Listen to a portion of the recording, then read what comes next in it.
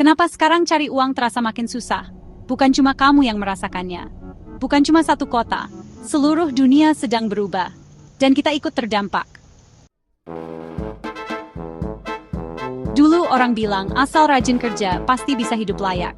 Sekarang, kerja sudah dari pagi sampai malam, tapi dompet tetap tipis. Kadang bukan kurang usaha, tapi terlalu banyak pengeluaran yang datang dari semua arah. Harga bahan pokok naik, harga sewa naik, biaya sekolah anak naik, tapi gaji tetap segitu-gitu aja. Yang jualan makin banyak saingan, yang melamar kerja makin panjang antrean, dan yang punya mimpi sering harus ditunda demi bertahan hidup hari ini. Tapi kenapa ini bisa terjadi? Satu dunia makin cepat berubah. Teknologi jalan terus, dan banyak pekerjaan lama perlahan menghilang. Pekerjaan digantikan mesin, digantikan aplikasi, digantikan kecerdasan buatan. Pekerja diganti sistem, manusia diganti otomatisasi. Dua sistem ekonomi sekarang lebih berpihak ke yang besar. Yang punya modal bisa produksi lebih banyak, jual lebih murah. Sementara pedagang kecil, tukang, sopir, pekerja harian, mereka tuh berjuang dari nol tiap hari. Tanpa perlindungan, tanpa kepastian.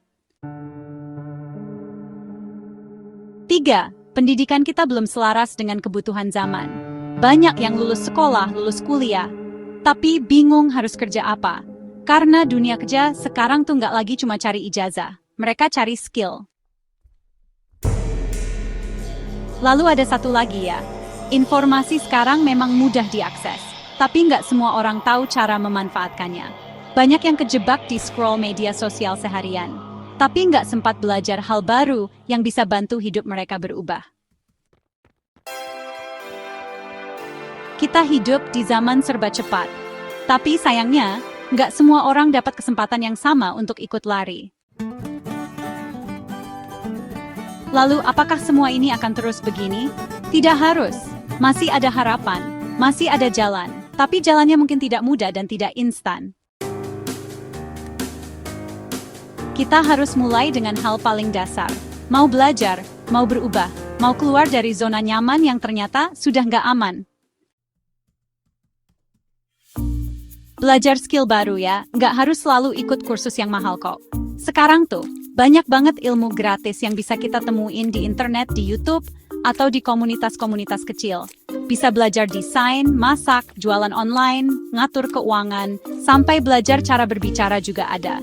Karena skill itu benar-benar modal yang nggak bisa dicuri orang lain. Mulai dari yang kecil dulu aja. Misalnya jualan kecil-kecilan, bantu orang lain atau gabung ke komunitas. Bangun kepercayaan pelan-pelan. Lambat, iya, memang.